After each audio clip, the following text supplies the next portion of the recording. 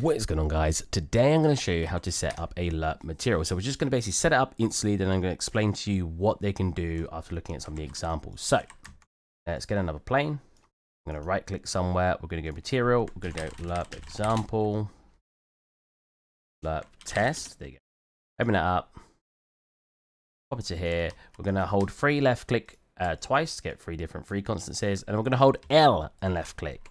We're going to get one of those into A, one of those into B. And then going to hold 1 and left click and get a scalar parameter. Well, convert it to a parameter. Now it's a scalar parameter. So right click convert. We're going to just call it blend. I'm going to pop that into base color. I want to use the color you want. Onto another color. And click apply. And that's it. You've set up a very, very basic Lerp material. So what this is doing is when we change this value, it's going to slowly Lerp between one and the other. So it's basically going to blend between one value and the other. If we come out of here, click save, right click it and convert to a material instance and throw that on top. And we'll just put this over here. You can see it blending. Now, when it actually comes to the Lerp material, you could do whatever you want in here, right? For the Dwayne Johnson and Kevin Hart one, if I change this up, we get Dwayne, Kevin, very similar. It's just using two textures up here. You can also do much more complex stuff with your actual alpha, where it actually Lerps between. You don't just have to use a value, you scroll up and down. For example, in this one, we are using a linear gradient. What that looks like is something like this.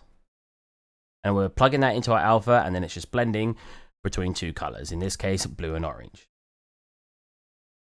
For our earth, we basically had it so we used a Fresnel. You plug the Fresnel in, you preview that, and we're having 0 in the middle and we're having blue on the outside. So dark in the middle, light on the outside, plugging that into our emissive and we get a glow. You can also connect textures into your alpha. Usually you want to plug in black and white textures. So let's say in this example, we'll just plug in this sort of alpha. Well, it looks like an alpha of the Earth. We've got the land mass being black and then the white part being the water. So if we wanted that to work, we could plug this in here. Right, another one, we'll make this green. We'll have a very basic Earth with a flat green land mass and a blue texture. Or blue water. There we go. Now, you could do a bunch of stuff with this. You can eventually get to sort of materials like this, where this is using a lot of Lerps.